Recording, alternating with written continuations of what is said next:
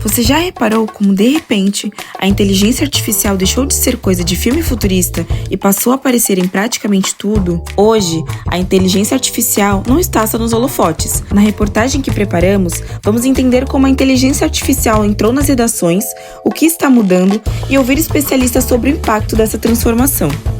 Bom, além da tradução de matérias, né, já vi o uso da inteligência artificial para geração de imagens, por exemplo, quando a gente vai usar imagens ilustrativas em matérias que não sejam matérias factuais, né? Às vezes uma matéria que você precisa de uma imagem ilustrativa para apenas ilustrar ela, né? É algo que a gente também pode fazer o uso da IA para atender essa função.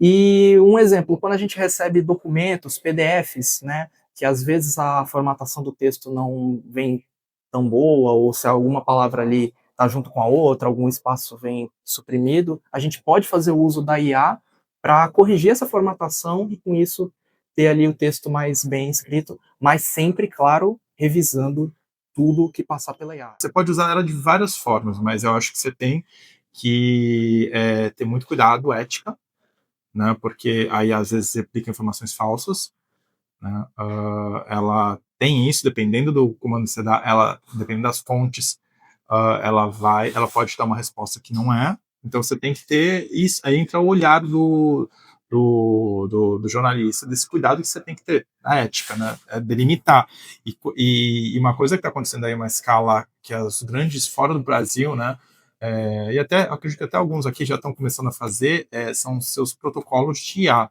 para deixar aberto publicamente, olha, a gente usou IA, ou a gente discriminar isso, porque eu acho que entra nisso. Eu acho que nisso que entra na ética, né? Então, eu acho que entra nessas ações, assim, que é importante que as pessoas estejam, isso daqui passou IA. O que foi usado IA aqui? Interfere na geração de empregos e basta a gente ver que existem sites grandes que têm utilizado o serviço de inteligência artificial já faz alguns anos. Por exemplo, terminam as eleições nacionais.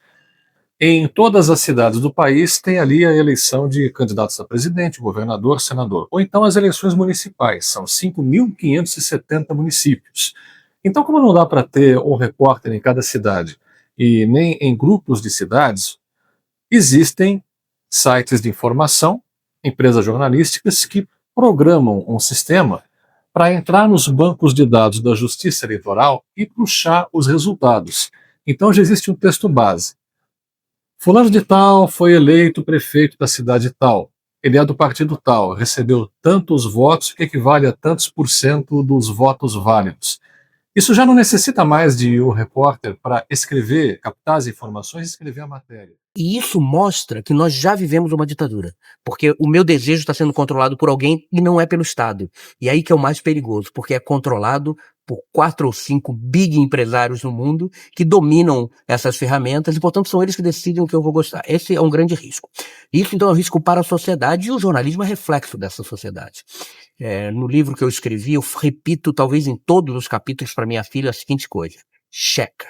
Então, de uma certa forma, eu penso que é fundamental o olhar do jornalista para controlar isso. Mas eu tenho uma esperança. As próximas gerações vão saber filtrar melhor o que é o caça-clique, por exemplo, no jornalismo, o que é a fake news no jornalismo.